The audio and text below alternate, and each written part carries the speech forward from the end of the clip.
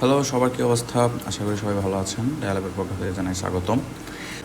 আজকের ভিডিওতে দেখাবো কীভাবে ল্যাব ম্যানেজ করবেন। তো এর জন্য প্রথমে চলে আসবে এখান থেকে ল্যাব ম্যানেজমেন্ট। তো এখানে থাকবে পেন্ডিং লিস্ট। আচ্ছা, তো বর্তমানে আমাদের কোনো পেন্ডিং লিস্টে কোনো রিপোর্ট নাই। তো এর জন্য আমরা একটা বিল এন্ট্রি করে নিই। দিলাম।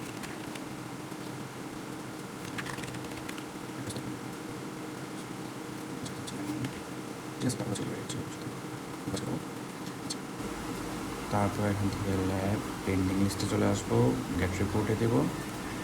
আচ্ছা, তো এই রিপোর্টটা ক্রিয়েট করার জন্য আমাদের এখান থেকে অ্যাকশন বাটনে ক্লিক করতে হবে। এখান থেকে আমরা এখন ফাস্টিং ব্লাড সুগার এই রিপোর্টটাতে এখানে অ্যাকশনে চেকমার্ক দেব, ক্রিয়েট রিপোর্ট দেব। দেন এখান থেকে আমরা আমাদের পয়েন্ট কি আসছে দেব। এখান থেকে সাবমিট বাটনে ক্লিক করব। দেন ব্যাকে চলে আসবো। আচ্ছা, আমরা চাইলে একসাথেও বানাতে পারবো।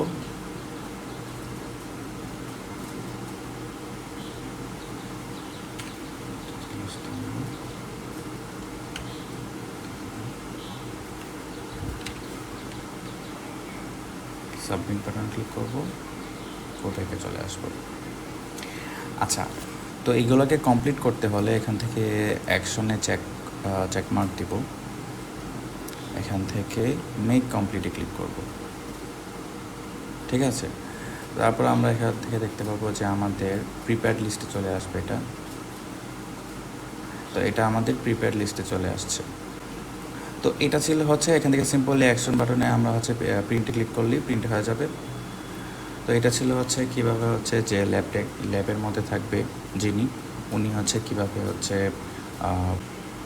রিপোর্টগুলো ক্রিয়েট করবে, রিপোর্টের ভ্যালুগুলো বসাবে। তো আশা করি বুঝতে কোনো অসুবিধা হয় নাই। ইনশাল্লাহ আগামী ভিডিওতে দেখা হবে।